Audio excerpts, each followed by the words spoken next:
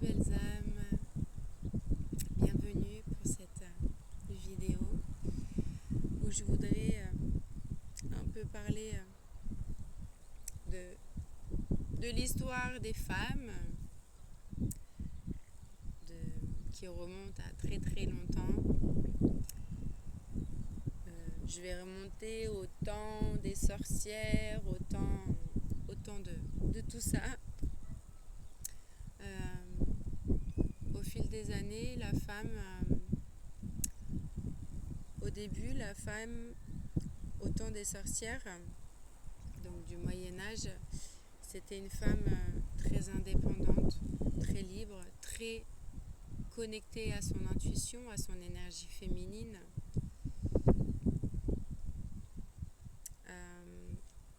Il faut savoir que dans ces temps-là, les femmes, elles étaient connectées à leur spiritualité, connectées à leurs dons divins, à leur cœur.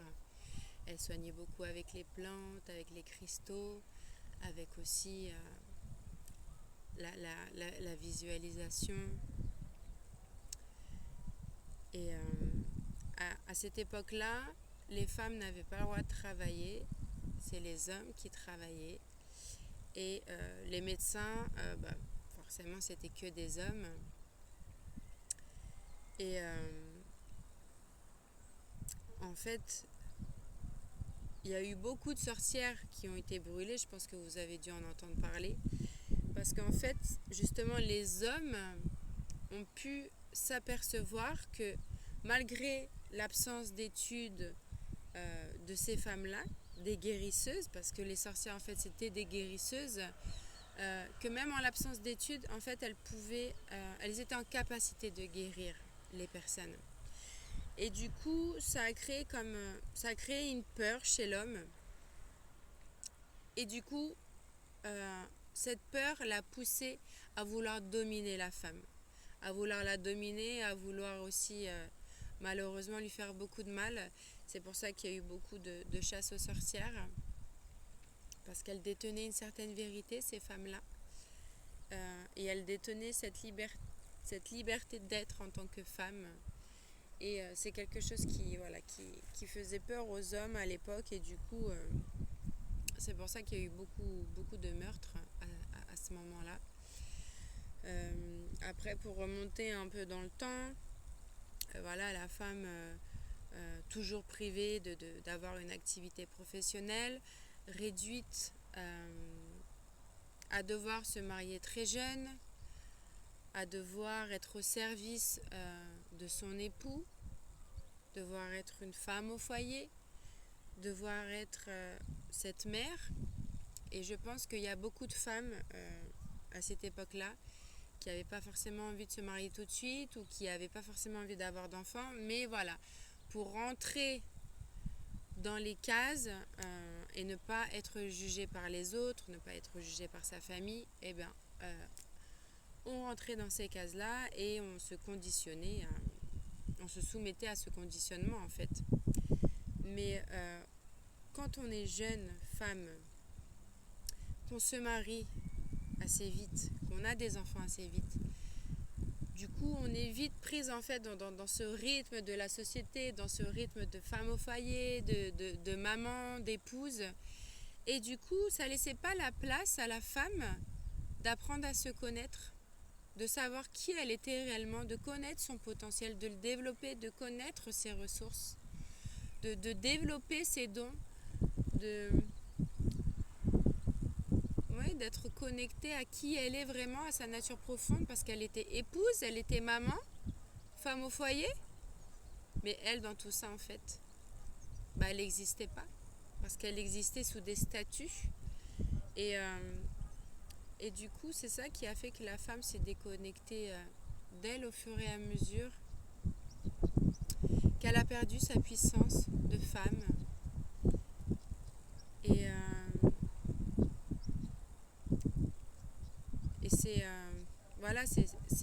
c'est comme ça, et on ne changera pas le passé de toute façon, mais juste pour vous expliquer qu'en fait il y a eu de grosses conséquences énergétiques, mais aussi psychologiques chez les femmes, et c'est pas parce que c'est nos ancêtres qui ont vécu ça que ça ne nous appartient pas, parce que tout ça a été transmis de génération en génération.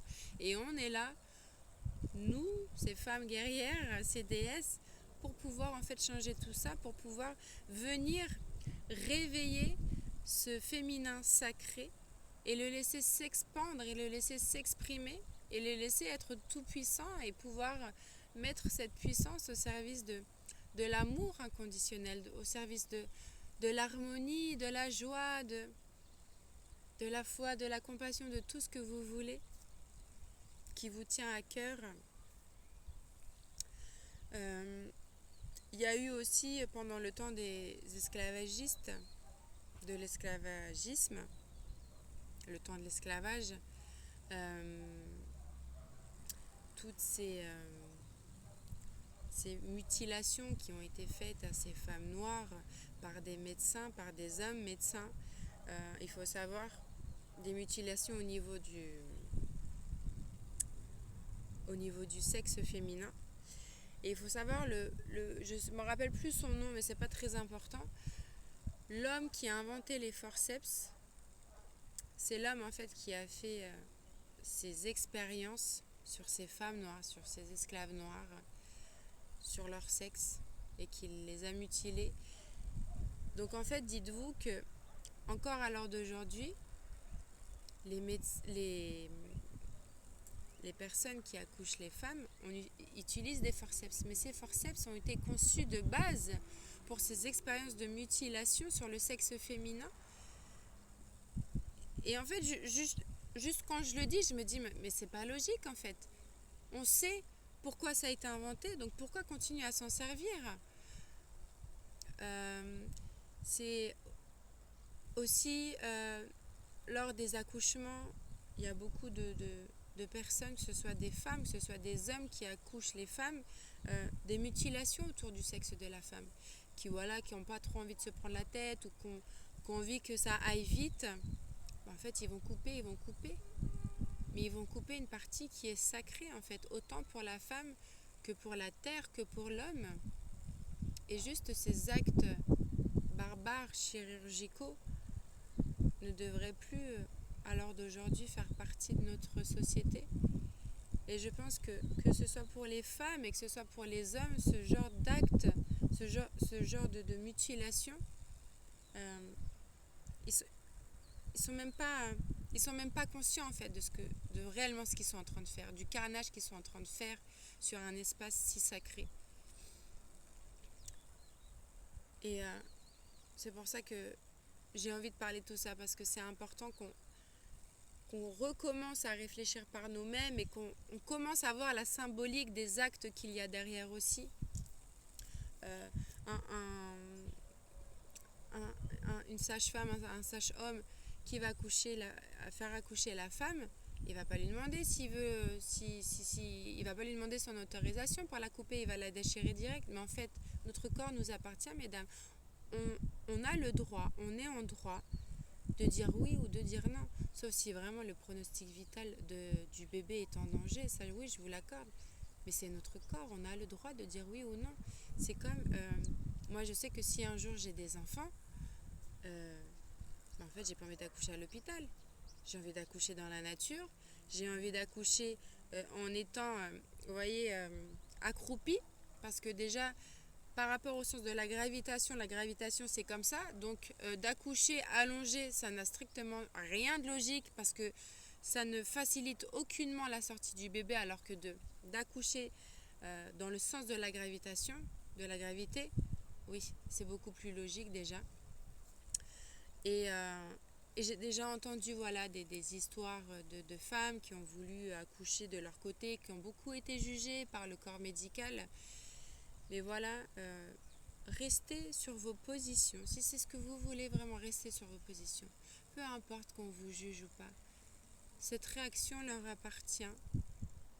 C'est parce que chez eux, ça vient toucher certaines choses aussi. On a chacun notre travail à faire. Donc, ça leur appartient, leur réaction. Mais vous, vos décisions, vos pensées, vos actions vous appartiennent. Donc c'est, si vous prenez la décision d'accoucher dans la nature ou peu importe, eh bien, restez sur votre position et ne soyez pas influencés par les autres ou même des fois par notre entourage qui va nous influencer, nous dire ah mais tu prends des risques, ah si, mais ça. Alors si vous avez cette force pour pouvoir entendre ce genre de choses et rester sur votre décision, super. Si vous n'avez pas cette force de justement de subir toute cette influence, tout ce jugement, ne dites rien à personne. C'est votre décision et vous en parlez si vous avez envie. C'est votre vie et ça vous appartient, votre vie. Les autres ne sont pas responsables de votre vie. Vous êtes responsable de votre vie. Alors, pour éviter d'être influencé et de flancher dans sa décision, gardez ça pour vous. Et vous avez le droit, en fait. Vous avez le droit, pleinement le droit.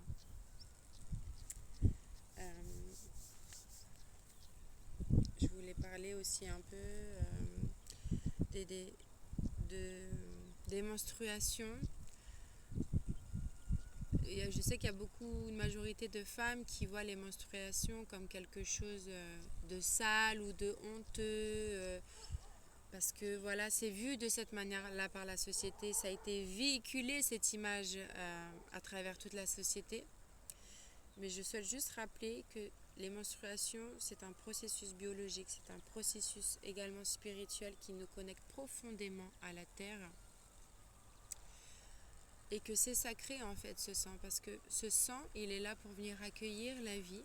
Il s'en va quand il n'y a pas de vie à accueillir, mais c'est un sang qui est chargé de cellules souches. Ces cellules souches qui créent quand même un embryon, qui créent la vie.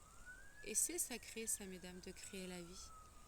Alors vraiment, je vous encourage à éveiller votre conscience autour de la menstruation, de tout ce processus sacré que vous avez la chance de vivre.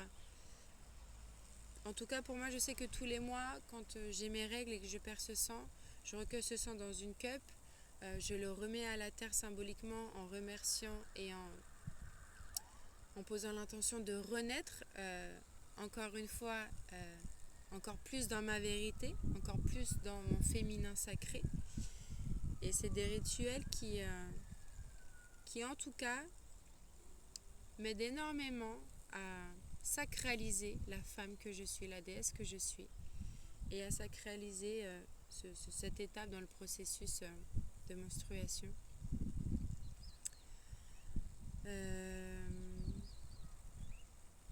C'est aussi... Ah oui, voilà, je voulais parler d'autre chose parce que je suis dans cette situation-là. J'ai 32 ans, j'ai pas d'enfant, je suis pas mariée, j'ai personne dans ma vie. Et ça encore, à un moment donné, je l'ai vécu un peu comme une pression, plus maintenant parce que je suis complètement détachée et libérée de tout ça. Mais voilà, on nous fait souvent croire, à nous les femmes, qu'à partir d'un certain âge, on va pas pouvoir, on pourra plus enfanter ou qu'il y aura trop de risques en fait. Mais il y a beaucoup de femmes qui après 40 ans ont des enfants. Oui, il y a des grossesses à risque, mais comme il y a des grossesses à risque, aussi pour les femmes de moins de 30 ans en fait.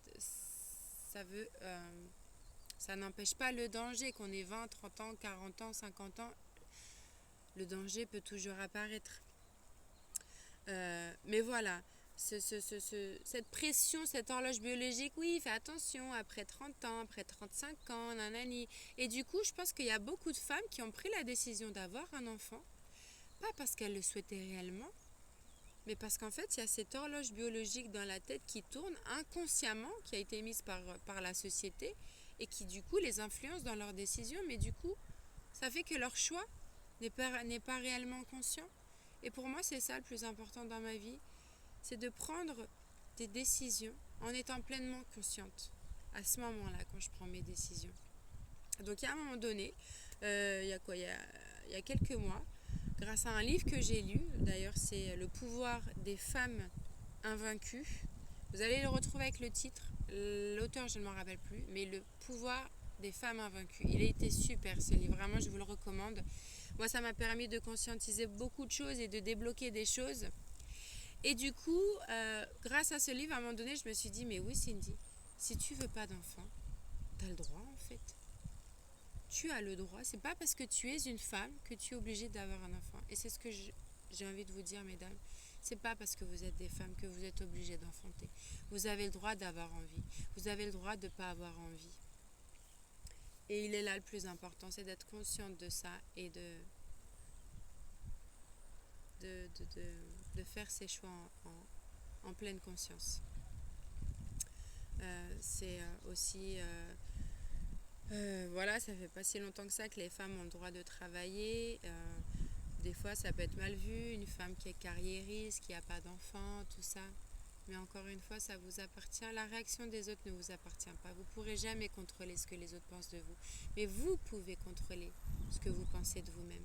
Et c'est ça le plus important. C'est ça le plus important. Donc, vous voulez être carriériste? Soyez carriériste. Vous voulez avoir des enfants? Ayez des enfants avec amour, beaucoup d'amour. Vous ne voulez pas en avoir?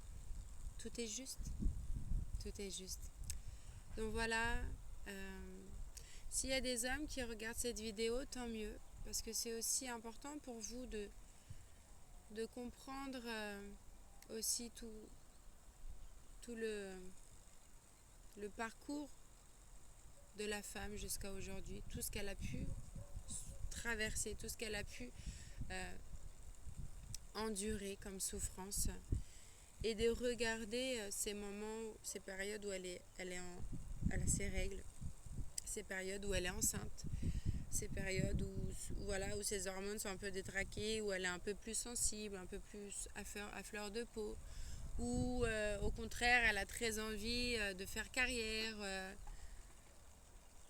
ou de ne pas avoir d'enfant.